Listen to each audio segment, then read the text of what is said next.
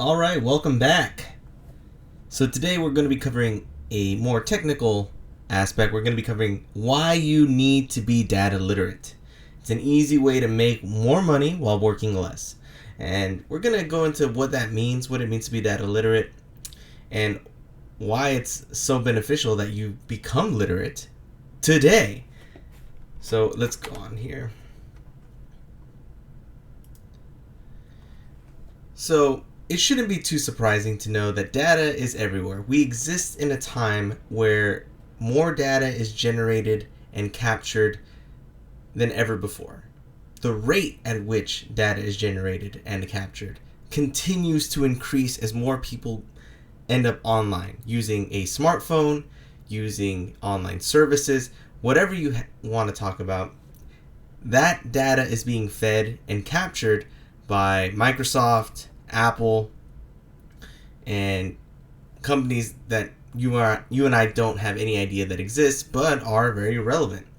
And as a result, more tooling exists than ever before to handle this new data-driven age.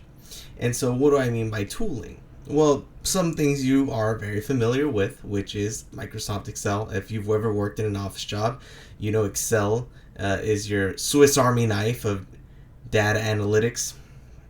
Sometimes the only stop a company takes, but you have things to process data at scale because it's just such an important part of what these companies do to generate money. And businesses just using to make better decisions. So you have things like Spark, you have things like platforms such as Amazon Web Services, Azure, AWS and their storage solution, Azure has theirs, and things for processing. So Azure I'm a little bit more familiar with. You have things like the Data Factory, which allow you to basically have abstracted Spark clusters. And these names, you're not expected to understand them, but the point that I'm trying to drive here is that there is a plethora of tools to accommodate this data-driven age, and we need to be able to capture and navigate this world so that way we can better position ourselves not only in our jobs, but in our careers overall. Data literacy is non-negotiable knowledge work. So if you work in an office, white collar, you're in front of a computer, you need to become data literate in order to truly level up your professional career. The World Economic Forum has stated that a database skill set will continue to increase in demand amongst employers. I believe it's something along the lines of 6 in 10 employees need to be retrained, elevated to kind of handle this data literacy. I wouldn't say crisis, but this desire for their employees to think with a data-driven mind. And in reality, when you don't know how data works, you end up working a lot harder than you need to. I've seen it before. People have spent hours on a spreadsheet. I come by and I help them out. Hey, what are you stuck on? Why are you here so late? And then they tell me, oh, I need to get this report ready for the boss. He needs it. It's something fairly irrelevant. But they want it. So you see what they're doing, and it's like, hey, you could just do this, and it captures everything you need to in a nice organized fashion, and I've just saved them the rest of the night. It's happened before, will happen again. We work with data so frequently that we just assume that the way we get things done is the correct way. It works because we get the result that we need, but we blind ourselves to the reality that there's a better way to do this, and it all stems from understanding how data works, how to read it, how to understand what are the data types in a set, what levels of measurement exist. Start thinking about things in terms of distribution and probabilities. All of this encompasses data literacy, and especially understanding how the tools are supposed to work, especially with all the different functionality that exists in the Swiss Army knife that is Excel, with things like Power Query and the data model and data modeling. Again, probably sounds completely foreign to you. Even if you've used Excel in the past, you probably have no idea that these features exist. It just points to the fact that you aren't completely as data literate as you might expect yourself to be. Now, if you have any entrepreneurial aspirations, data is your friend. Data is how you objectively evaluate your decisions. Are you making the right choices? Can you see it reflected in your company's performance? Does the data show that you are leading your organization in the right direction? Data-driven decisions are often optimal, which means efficiency. And efficiency is what you want in business. You want your business to be highly efficient. When you are highly efficient, that means every effort that you put into the business is giving out multiple returns, which is what you want. You don't want a one-to-one. You don't want a linear. Ideally, you want either something exponential that's increasing at a large rate per input. So you put in you put in 2, you get 4. You put in 8, you're getting 64. A difference of 56. Getting 56 returns for 8 inputs. That is what you want. And data is meant to help you succeed. So when you're able to make better decisions, you're often positioning yourself to succeed in a way that wasn't there before. If you just go off hunches, you just go off feeling without anything to measure to. And we're going to get later that there are shortcomings of data. I don't want it to make it seem like it has all the answers, but it's a lot better than not having it. That is something you need to be very well aware of. Data may not have every single thing. Sometimes the data can be wrong, and we pay consequences for that, for our blindness and blind trusting what we see. However, not having it is a much worse position to have than maybe a little bit over reliance. It's definitely better one way than the other. So we come back. What does it take to be data literate? Well, I chop it down to 3 things. It's understanding the data lifecycle and the tooling that exists at the various stages of the data lifecycle. There is a mental aspect, the undying curiosity and fluidity of mind. Competency in the most ubiquitous data tools in the world. So when it comes to undying curiosity and fluidity of mind, I'm going to kind of not go too deep into that, because this really falls into what it takes to be a data head, which is it's almost the data evangelicalist of your organization or whatever, maybe your family. It doesn't matter. Data is for everyone, and it's at multiple levels. It tends to focus on business and academics, but even in your personal life, data becomes important. And in that, being a data head, being able to navigate your normal life with a data-centric focus is important. And again, I feel like it's a bit reserved for that discussion. But you can take it for what it is, and it just means, hey, I'm very curious about the world. I want to understand it, and I do not have a fixed mindset in where I only see things in one way. If the data shows me something different, I am quick to change it.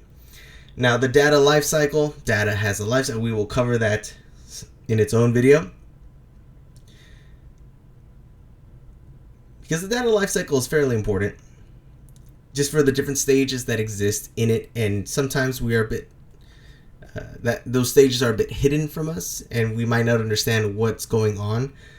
But by understanding the life cycle, we're not so ignorant to those factors. And when things break, we can finally kind of deep dive and debug, hey, where did it break? Instead of just saying, hey, throwing my hands up in the air, this stuff is wrong, we can better locate where did it go wrong? Why did it go wrong? What are the systems that allowed it to go wrong? And of course, competency. You need to know how to use the tools. You need to understand why the tools are the way they are, what makes them work the way they do. Not in the sense of understanding how it's patched together at the source code level, but more along the lines is, how does it like to work? Why does it like to work this way? What kind of options does this open up for me? And easily the most ubiquitous tool, again, we mentioned earlier, is Microsoft Excel. It exists at almost every organization. It is the go-to tool in the data world.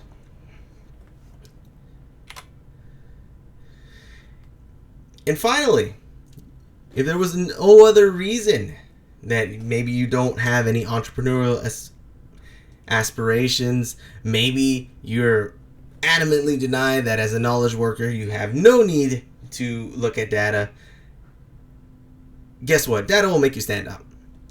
Because the reality is most people are data illiterate. They might know how to do some things, but they are fairly blind to the sea of knowledge that exists out there when it comes to the data world. And it's not their fault. I was illiterate once as well. And when I looked back at my work after post-literacy, I am disgusted to see what I had produced. And so you will be too once you think, oh my God, this is how I used to do things. This is disgusting. Why did I work so hard? No one knows how to use the tools at their fingertips. I was taught by someone who did things a certain way. I didn't question it. I just assumed they knew what they're doing. It was a very shocking thing to learn. They did not know what they were doing. And they continue to receive praise to think that they know what they're doing when they really don't. It was very eye-opening to me. And that's where you find in the mistake that once people find something that's good enough, that accomplishes exactly what they need to do at the moment, they give up looking for better ways to do things. And that is something that you will break out of as you progress in a data-driven journey. Not only in the technical sense, but in the mental sense as well. And finally, the more attention you garner from the value that you demonstrate, the more, well, that's clearly a mistake. But the more value you demonstrate, the more you get paid. It's that simple. The more valuable you appear to an organization from the insight that you can provide, the ideas you're willing to put forward, what you're willing to question, what you're willing to go against. And you'll find that being data-driven often means going against, to question, to not just blindly follow. You become more valuable. Dissenting voices are valuable. If you just surrounded yourself with yes men, you would be led astray. So your ability to be objective, to be unmarried to the ideas of others, unless there is something that substantiates it, is important. And it will get you paid more. So, just as a personal anecdote, I went to this spot after I quit my job of being a accounting manager. And this was a hole in the wall business. You would never suspect much of it. It existed in an industrial area far away from the pretty neighborhood of which my previous job was at. And the business was not in the best of straits. And they didn't really pay attention to what I could do. Oftentimes when I explain the power of what I can do, it's something people need to experience in their processes to really appreciate. And over time, I knew it would come to play. And eventually, they needed help because they were short-staffed with some reports that they needed to send to some appraiser for some buildings. And their accounts payable person was not the best suited to make these kinds of reports. They seemed a little too complex. So I told him, hey, I'll help you out. Seems like, I got some time. I was doing HR stuff for them. But, I was like, I'll help you out, make some financial reports. They ended up loving it.